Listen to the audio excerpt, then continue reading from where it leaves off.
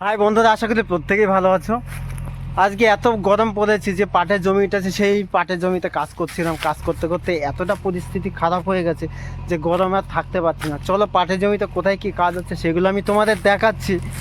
ঠিক আছে, এত পরিমাণে গরম পড়েছে, মানে কাজ করি কলকাতাতে, ঠিক আছে, কলকাতায় কাজ করি, তখন তো গরম ছিল অবশ্যই। আর বাড়িতে আসলে মাঠেও একটু কাজ করতে হয়, মাঠে কাজ না করলে হয়তো বাবা একা একা পারছে না।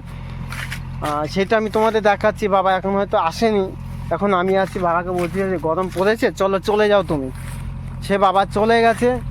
এই এইটা হলো আমাদের পাটের জমি। এই জমিটার মধ্যে কন্টিনিউ কাজ করছি, ঠিক আছে। এই যে জমিটার ভেতরে কন্টিনিউ গরমের মধ্যে বসে থাকা, একটু হাওয়া লাগছে না, পুরোটাই রোদ্দুর, ঠিক আছে। সেই বিষয়গুলো যদি তোমরা জানো, যে অবাক হয়ে যাবে যে গ্রামের মানুষগুলো কতটা কষ্টে থাকে বা কতটা পরিশ্রম করে। দেখতেই পাচ্ছ এই পাটের জমিটা, দেখতেই পাচ্ছ পাটের জমিটা। এইখানে এই যে রোদ্দুর মধ্যে সারাদিন আমরা বসে বসে কাজ করি, বা এইগুলো তো মানে কেউ বোঝে না, কাউকে বোঝাতেও পারি না। তাই একটা কথাই বলতে চাই, যারা শাক কিনে খাও বা যারা কিনে সব কিছু সংসার চালাচ্ছ, তাদের উদ্দেশ্যেই বলবো যে তোমরা চাষিদের দিক থেকে একটা কিছুই ভেবে নিও, যে চাষিরা কতটা পরিশ্রম করে। তোমরা অবশ্যই পরিশ্রম করো, আমরাও পরিশ্রম করি, কিন্তু পরিশ্রমের মধ্যে একটু ভাগ আছে। তোমরা হয়তো ব্রেনকে চালিয়ে ইনকাম করো, আমরা হয়তো গায়ে খেটে ইনকাম করি। তোমরা হয়তো ঘরের ভিতরে এসিতে বসে কাজ করছো, আমরা হয়তো রোদ্দুরে পরে কাজ করছি। তাই একটা কথাই বলতে চাই, তোমাদের গায়ে ব্রেনের খাটনি, আমাদের হলো রোদে পড়ে খাটনি করে, গায়ের খাটনি করে আমাদের ইনকাম করতে হয়। তা এর মধ্যে কিছু পার্থক্য আছে বা কিছু তফাৎ আছে, সেটা আমি সব কিছু আমি তোমাদের বলবো, ঠিক আছে। তোমরা যখন এসি ঘরে ঘরে বসে কাজ করো, তখন হয়তো তোমরা মায়নাটা পুরোটাই পেয়ে যাও। আর আমরা রোদ্রে পড়ে যখন কাজটা করি, তখন হয়তো আমাদের চেহারাও খারাপ হয়ে যায় এবং পরিশ্রমও বেড়ে যায়।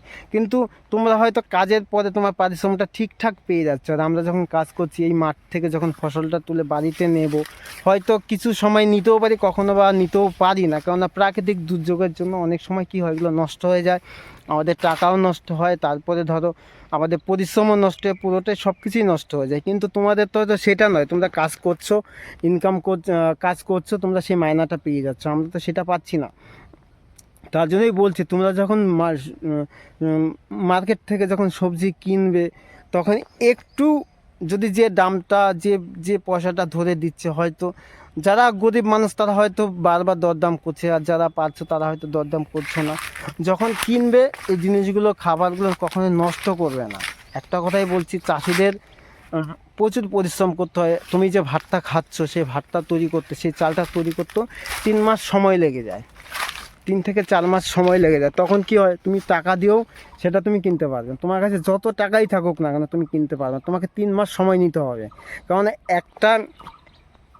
এক পিস চাল তৈরি করতে তোমার 3 মাস সময় লাগে। একটা পাটের জমি তৈরি করতে, একটা পাট গাছ তৈরি করতে 3 মাস সময় লাগে। তুমি যতই চেষ্টা করো না, কিন্তু পারবে না। পয়সা থাকলেও তুমি তৈরি করতে পারবে না। কিছু কিছু সময় হয় যে, এই যে দেখতেই পাচ্ছি এই পেঁপে গাছটা, এই পেঁপে গাছটা ছোটো থেকে আস্তে আস্তে বড় হচ্ছে, বড় হয়ে তারপর তো সে ফলন দেবে, তাই না? কখনো হয়তো প্রাকৃতিক দুর্যোগে মারা যেতে পারে, কোনো কিচ্ছু করার নেই। হয়তো ফল তুমি যখন যাবে তখন পাবে না, একটা গাছের থেকে হতে সময় লাগে। তাই বলছি, যখন তোমরা ফল বা যাই কিছু খাও না কেন, অবশ্য নষ্ট করো না, কারণ এটা ফলাতে 3 মাস সময় লাগে। প্রত্যেককেই বলবো ভিডিওটা অবশ্যই দেখবে এবং প্রত্যেককে শেয়ার করে দেবে যে চাষিরা কী পরিস্থিতির মধ্যে আছে। আমিও সত্যি কথা বলতে, আমি একটা কোম্পানিতে কাজ করি, আমিও বুঝি যে কোম্পানিতে খাটনি হচ্ছে, পরিশ্রম হচ্ছে, তারপরে এসে আমাদের মাঠে কাজ করতে হয়।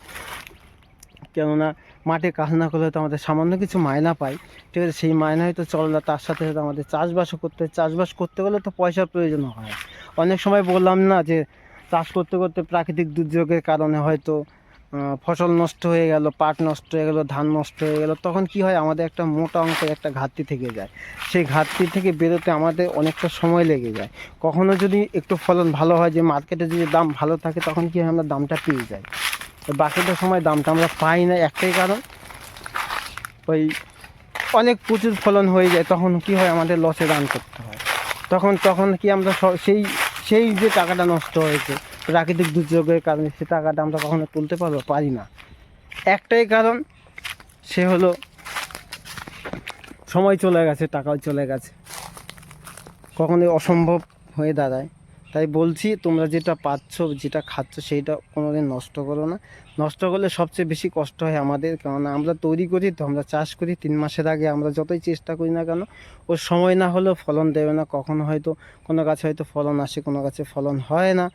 সেই গাছটার পিছনে, যে গাছটায় ফলন হচ্ছে না সেই গাছটার পিছনে আমাদের খরচা করতে হচ্ছে, আর যে গাছটা ফলন হচ্ছে তো দিচ্ছে। সব কিছুই হয়তো 10টা গাছ রোপণ করলে তার মধ্যে হয়তো 3টে গাছে দিচ্ছে, 2টো গাছ হয়তো নষ্ট হয়ে যাচ্ছে। সেই গাছটাতে তৈরি করতেও তো আমাদের সময় লাগছে, তার পিছনে তো খরচা হয়েছে। তাই তোমাদের বলছি কোনো কিছু নষ্ট করো না, সব কিছুই খাবে বা সব কিছু ব্যবহার করবে। যে যেটা পাটের থেকে যে জিনিসটা হয় সেই জিনিসগুলো আপনি আজ কিনলেন কালকে ফেলে দিলেন, সেটা করবেন না। হয়তো ভাবছেন যে আপনার টাকা দিয়ে কিনছেন, কিন্তু যে তৈরি করছে তার পারিশ্রমিক আছে, সে তো নিচ্ছে, কিন্তু জিনিসটাকে আপনি ব্যবহার করতে বেকার ফেলে দিচ্ছেন। সেই জিনিসটা হয়তো অন্য কেউ নিলে হয়তো সেটা ব্যবহার করতে পারতো, তাই না?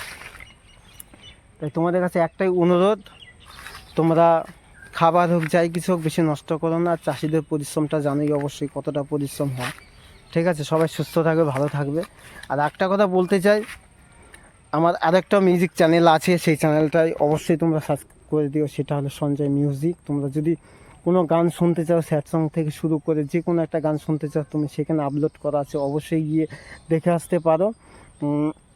সেটা হলো আপনার পছন্দ অনুযায়ী গান লেখা আছে এবং আপলোড করা আছে, অবশ্যই তোমরা দেখে আসতে পারো। আর তোমরা যদি কেউ চাও যে তোমাদের ইচ্ছে মতো গান মানে গাওয়াবে, যে না দাদা আমি এই স্যাড সং গানটা লিখে দিচ্ছি, তুমি একটু তোমার ইউটিউবে আপলোড করো, ঠিক আছে, আমি অবশ্যই করে দেবো। তার জন্য আমাকে একটু সময় দিতে হবে। তার যা মিউজিকের পিছনে তো একটা মোটা অঙ্কের খরচা আছে, সেই খরচাটাও তো আমাকে ব্যবস্থা করতে হবে, তাই না? তোমরা যদি সঙ্গে না থাকো তাহলে তো আর আমাকে অসম্ভব হয়ে দাঁড়ায়, তাই না? তোমরা ওই চ্যানেলটাকে অবশ্যই দেখবে। চ্যানেলটা নতুন করেছি, ঠিক আছে, বাবা ভোলেনাথের গান ছাড়া আছে এবং তার কিছু স্যাড সং ছাড়া আছে। অনেকের হয়তো লাইফের সাথে মিলে যাবে যে কী ধরনের গান হতে পারে। অবশ্যই চ্যানেলটায় যাবে এবং সবাই একটু সাবস্ক্রাইব করে দেবে, ঠিক আছে? সবাই সুস্থ থাকবে এবং ভালো থাকবে। ওই চ্যানেলটা নতুন, এটাও নতুন, যাই হোক রিসেন্ট কিছুদিন, ওই একটা বছর হয়েছে, মনিটাইজেশনের সময় হয়ে গিয়েছিল অনেকটা, একটা ভিন্ন কারণের জন্য সব পুরোটা বাদ হয়ে গেছে, তাই না? তার থেকেও তোমাদের একটা কথা বলতে চাই, আমাদের চ্যানেলটা অবশ্যই সাবস্ক্রাইব করে দিও, সঙ্গে থাকো, বেল আইকনটি অবশ্যই চেপে দেবে। আর আমার যত নোটিফিকেশান আছে সব কিছু তোমাদের কাছে পৌঁছে যাবে, ঠিক আছে? চাষের বিষয়ে বহুত কিছু বোঝালাম, চাষিরা কীভাবে কষ্ট করে, এবং আমাদের চ্যানেল আছে, চ্যানেলের পিছনে তো প্রচুর খাটনি হয়, সেই খাটনিগুলো যাতে কাজে লাগে, তোমরা যাতে একটু সঙ্গে থাকবে এবং পাশে থাকবে।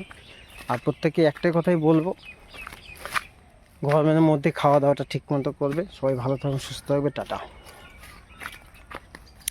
তাছাড়া তো আমার কিছু বলার নেই। তার সাথে একটা কথাই বলতে চাই, সবার সাথে একসাথে চলার পথ যেন খুব সুন্দর হয়, টাটা।